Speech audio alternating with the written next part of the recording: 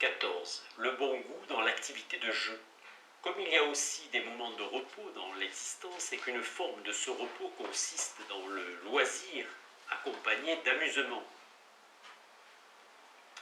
Au sens strict, diagogué ou scolé est la vie contemplative, fin de la pratique et idéal de toute vie, activité noble et béatitude qui caractérise le premier moteur dans Métaphysique. Dans ce domaine également, il semble bien y avoir un certain bon ton des relations sociales qui déterminent quelle sorte de propos il est de notre devoir de tenir et comment les exprimer, et pareillement aussi quels sont ceux que nous pouvons nous permettre d'entendre. Il y aura à cet égard une différence suivant la qualité des interlocuteurs auxquels nous nous adresserons ou que nous écouterons. On voit que dans ces matières aussi, il peut y avoir à la fois excès et défaut par rapport au juste milieu. Ceux qui pêchent par exagération dans la plaisanterie sont considérés comme de vulgaires bouffons, dévorés du désir d'être facétieux à tout prix, et visant plutôt à provoquer le rire qu'à observer la bienséance dans leur discours, et à ne pas contrister la victime de leur raillerie. Ceux, au contraire, qui ne peuvent ni proférer eux-mêmes la moindre plaisanterie, ni entendre sans irritation les personnes qui en disent, sont tenus pour des rustres et des grincheux. Quant à ceux qui plaisantent avec bon goût, ils sont ce qu'on appelle des gens d'esprit, ou si l'on veut, des gens à l'esprit alerte, car de tels saillies semblent être des mouvements du caractère, et nous jugeons le caractère des hommes comme nous jugeons leur corps par leurs mouvements. Mais comme le goût de la plaisanterie est très répandu et que la plupart des gens se délectent aux facéties et aux railleries plus qu'il le faudrait, même les bouffons se voient gratifiés du nom d'hommes d'esprit et passent pour des gens de bon ton, mais qu'en fait, ils diffèrent d'une façon nullement négligeable du véritable homme d'esprit. C'est là une chose qui résulte manifestement de ce que nous venons de dire. La disposition du caractère qui occupe le juste milieu est encore marquée par le tact. C'est le fait d'un homme de tact de dire et d'écouter seulement les choses qui s'accordent avec la nature de l'homme vertueux et libre, car il y a certaines choses qu'il sied à un homme de cette sorte de dire ou d'entendre par manière de plaisanterie.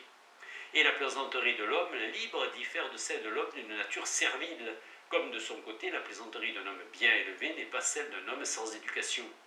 On peut se rendre compte de cette différence en comparant les comédies anciennes et les nouvelles.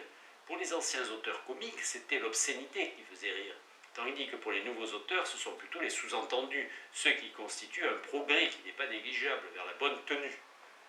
Dans ces conditions, devons-nous définir le railleur bien élevé en disant que ces plaisanteries ne sont jamais malséantes. Au jugement d'un homme libre, ou devons-nous dire que c'est parce qu'il évite de contrister celui qui l'écoute ou même qu'il s'efforce de le réjouir. Mais cette dernière définition ne porte-t-elle pas sur quelque chose de bien vague, car ce qu'on aime et ce qu'on déteste varie avec les différents individus. Telle sera aussi la nature des plaisanteries que le railleur de bon ton écoutera, car les plaisanteries qu'il supporte d'entendre sont aussi celles qu'il trouve bon de faire lui-même. Il ne lancera donc pas n'importe quelle plaisanterie, car la raillerie constitue une sorte d'outrage, et certaines formes d'outrage sont prohibées par le législateur. Peut-être aussi devrait-on interdire certaines formes de raillerie.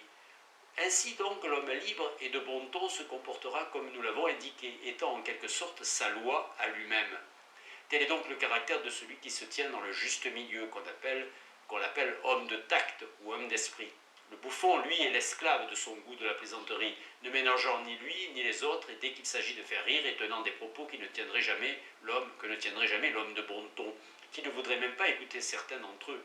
Quant au rustre, il est absolument impropre aux conversations de ce genre, car il n'y apporte aucune contribution, et critique tout, et pourtant la détente et l'amusement sont de la vie générale un élément essentiel de l'existence. Nous avons ainsi mentionné 3 façons d'observer un juste milieu dans notre vie, et toutes ont rapport à un commerce réciproque de paroles et d'actions.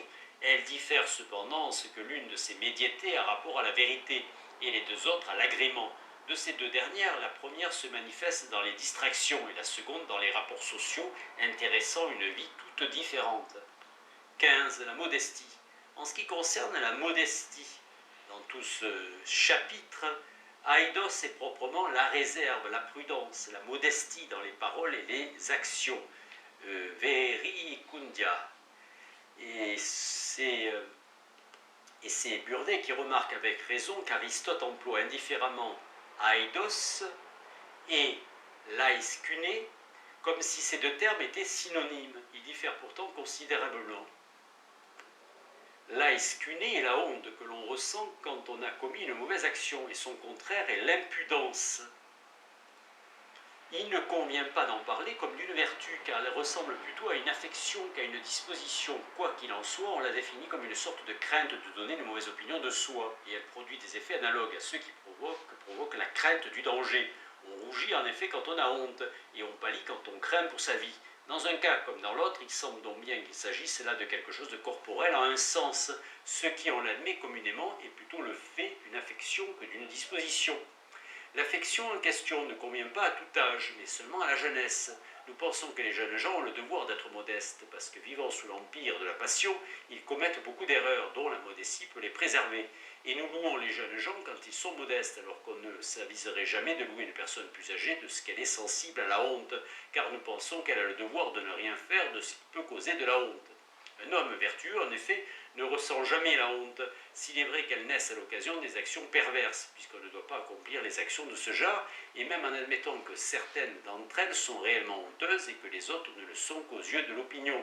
Cette distinction n'importe ici en rien, car les unes comme les autres devant être évitées, nous n'avons pas par suite à éprouver de honte à leur sujet. Et la honte est le propre d'un homme pervers, et elle est due au fait qu'il est d'une nature capable d'accomplir quelques actions honteuses. Et avoir le caractère constitué de telle sorte qu'on ressente de la honte si on a commis une action de ce genre, et penser qu'à cause de cela on est un homme de bien, c'est une absurdité. Aristote vient de dire que l'aidos ou l'aiscune ne saurait s'appliquer à l'homme vertueux, lequel par définition n'accomplit que de bonnes actions. On pourrait objecter qu'est vertueux aussi celui qui, par une disposition naturelle de son caractère, a honte des actions mauvaises qu'il commet. Aristote répond que cela est absurde et qu'on ne peut être à la fois vertueux et sujet à la honte. C'est en effet à l'occasion des actes volontaires que la modestie est ressentie, mais l'homme de bien ne commettra jamais volontairement les mauvaises actions.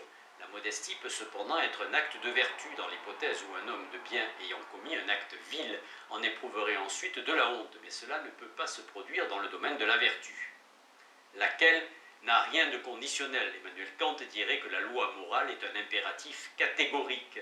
Et si l'impudence, autrement dit le fait de ne pas avoir honte d'accomplir des actions honteuses, est une chose vile, il n'en résulte pas pour autant que ressentir de la honte quand on a accompli de mauvaises actions soit un acte vertueux. Pas davantage la tempérance n'est non plus une vertu, mais c'est un mélange de vertu et de vice. Nous montrerons cela par la suite. Pour le moment, parlons de la justice. Livre 5, nature de la justice et de l'injustice. Au sujet de la justice et de l'injustice, nous devons examiner sur quelle sorte d'action elle porte en fait, quelle sorte de médiateté est la justice, et de quel extrême le juste est un moyen. Notre examen suivra la même marche que nos précédentes recherches. Nous observons que tout le monde entend signifier par justice cette sorte de disposition qui rend les hommes aptes à accomplir les actions justes et qui les fait agir justement et vouloir les choses justes. De la même manière, l'injustice est cette disposition qui fait les hommes agir injustement et vouloir les choses injustes. Posons donc nous aussi cette définition comme point de départ, à titre de simple esquisse. Il n'en est pas, en effet, pour les dispositions du caractère comme il en est pour les sciences et les potentialités, car il n'y a, semble-t-il, qu'une seule et même puissance, une seule et même science pour les contraires, tandis qu'une disposition qui produit un certain effet ne peut pas produire aussi les effets contraires. La justice n'est pas une dynamis qui est puissance des contraires, comme la faculté de voir est puissance de voir à la fois le blanc et le noir, car alors l'homme juste pourrait être aussi un voleur adroit. On sait qu'Aristote aime à répéter que la science des contraires est une et la même et qu'il appartient à une seule science de spéculer sur les opposés en tant que ce sont des corrélatifs. Par exemple, en partant de la santé, on ne produit pas les choses contraires à la santé, mais seulement les choses saines, car nous disons qu'un homme marche sainement quand il marche comme le ferait un homme en bonne santé. Souvent la disposition contraire est connue par son contraire, et souvent les dispositions sont connues au moyen des sujets qui les possèdent. Aristote entend ici par hypokeimena les sujets d'inhérence, les ta, kat, on, legetai, les sujets logiques dont la disposition en question est affirmée. Il en est dans l'espèce de la dikaiosune comme de toute poiotesse qui n'apparaît jamais que dans un sujet. Le raisonnement d'Aristote sur ce point précis aboutit ainsi à soutenir qu'en ce qui concerne la vertu de justice, c'est en étudiant les actions des hommes justes que nous parviendrons à la connaître. Si en effet le bon état du corps nous apparaît clairement, le mauvais état nous devient également clair. Et nous connaissons le bon état aussi au moyen des choses qui sont en bon état, et les choses qui sont en bon état par le bon état. Supposons par exemple que le bon état en question soit une fermeté de chair. Il faut nécessairement d'une part que le mauvais état soit une flaccidité de chair, et d'autre part que le facteur productif du bon état soit ce qui produit la fermeté dans la chair. Et il s'ensuit la plupart du temps que si une paire de termes est prise en plusieurs sens, l'autre paire aussi sera prise en plusieurs sens. Flaccidité. Par exemple, si le terme juste est pris en plusieurs sens, injuste et injustice le seront aussi. 2. Justice universelle et justice particulière. Or, semble-t-il bien, la justice est prise en plusieurs sens et l'injustice aussi, mais du fait que ces différentes significations sont voisines. Leur homonymie échappe. Il n'en est pas comme les notions éloignées l'une de l'autre où l'homonymie est plus visible. Par exemple, car la différence est considérable quand elle porte sur la forme extérieure, on appelle cléis a un sens homonyme à la fois la clavicule des animaux et l'instrument qui sert à fermer les portes.